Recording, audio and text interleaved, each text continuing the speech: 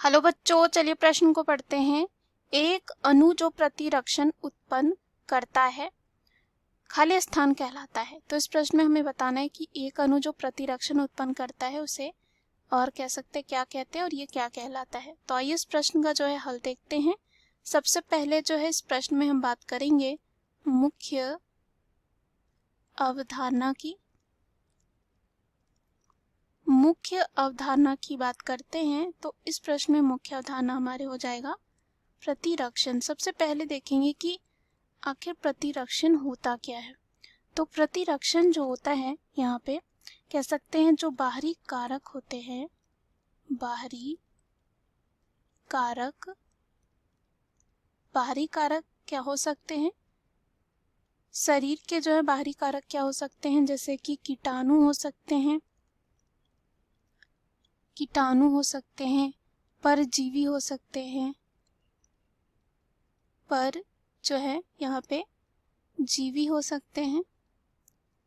साथ ही साथ यहाँ पे विषाणु या कह सकते हैं विषैले तत्व विषाणु हो सकते हैं। ये सब क्या होते हैं, बाहरी कारक। तो बाहरी कारक और कारकों के प्रति जो है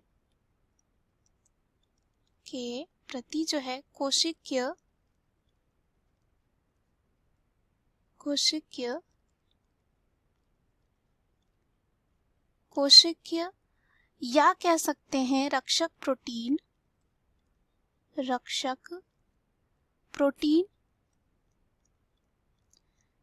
प्रोटीन के विकास के लिए जो है शरीर की विलक्षणता के गुण को ही जो है यहाँ पे प्रतिरक्षण कहा जाता है।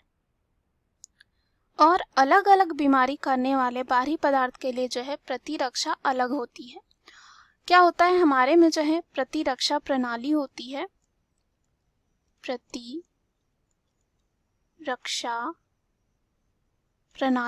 है, जिसका काम होता है संक्रमण से जो है शरीर की रक्षा करना। किससे? संक्रमण से जो है हमारे शरीर की जो है रक्षा करना। और यहाँ पे जो है विशेष कोशिकाएं, साथ ही साथ ऊतक अंगों का जो एक जाल होता है जो शरीर को नुकसान पहुंचाने वाली एक किस्म या कह सकते हैं रोगाणुओं से जो है बचाने के लिए एक साथ काम करता है। और इन रोगाणुओं या जैसे कि कीटाणु में जीवाणु, परजीवी, विषाणु और फफूंदी शामिल होते हैं। और अगर हम बात करें एक अणु जो प्रतिरक्षण उत्पन्न करता है उसे कहा जाता है प्रतिजन। और यहाँ पे हमने देखा जो हमारी प्रतिरक्षा प्रणाली होती है, यहाँ पे वो एक आंतरिक प्रतिरक्षा प्रणाली होती है जो शरीर की बाहरी खतरों से जो है सुरक्षा करती है। जैसे कि कोई भी अगर यहाँ पे विषाणु यहाँ पे आता है या बैक्टीरिया आता है जिसे हम कह सकते हैं जीवाणु, या कोई भी रोग जनक जो होते हैं शरीर पर आक्रमण करते हैं, तो अपने आप जो है ये हमारी प्रतिरक्षा प्रणाली जो है सक्रिय हो जाती है और इससे बचाव के लिए जो है प्रक्रिया शुरू कर देती है। और ये जो होती है बहुत ही ज़्यादा जटिल होती है प्रणाली और पूरे शरीर में हमारी फैली हुई होती है। इसमें जो है बहुत सारे रसायन और विभिन्न प्रकार की कोशिकाएं होती हैं और शरीर की रक्षा के लिए जो है अलग अलग तरीकों से ये काम करती है।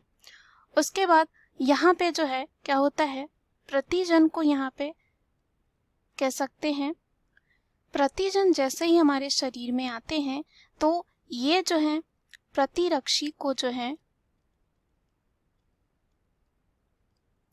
उत्तेजित करते हैं और कह सकते हैं प्रतिरक्षी जो है यहाँ पे उत्पन्न होते हैं। प्रतिरक्षी क्या होते हैं, ये जो होते हैं एक प्रोटीन यौगिक होते हैं। क्या होते हैं? एक प्रोटीन यौगिक जो है होते हैं जिनका निर्माण होता है हमारे प्रतिरक्षा जो प्रणाली होती है शरीर में रोगाणुओं को बेअसर करने के लिए ये करता है। और कई बार जो है संक्रमण के बाद जो है प्रतिरक्षी बनने में कई हफ्तों का समय भी लगाता है और इसे जो है हम यहाँ पे कह सकते हैं इम्यूनोग्लोब्यूलिन भी, और इसके नाम से भी ये जाना जाता है। तो यहाँ पे हमारा प्रश्न यही था कि एक अणु जो प्रतिरक्षण उत्पन्न करता है ये कहलाता है, इसे कहा जाता है प्रतिजन। इसे क्या कहा जाता है? प्रतिजन। तो यहाँ पे रिक्त स्थान में क्या आ जाएगा? प्रतिजन।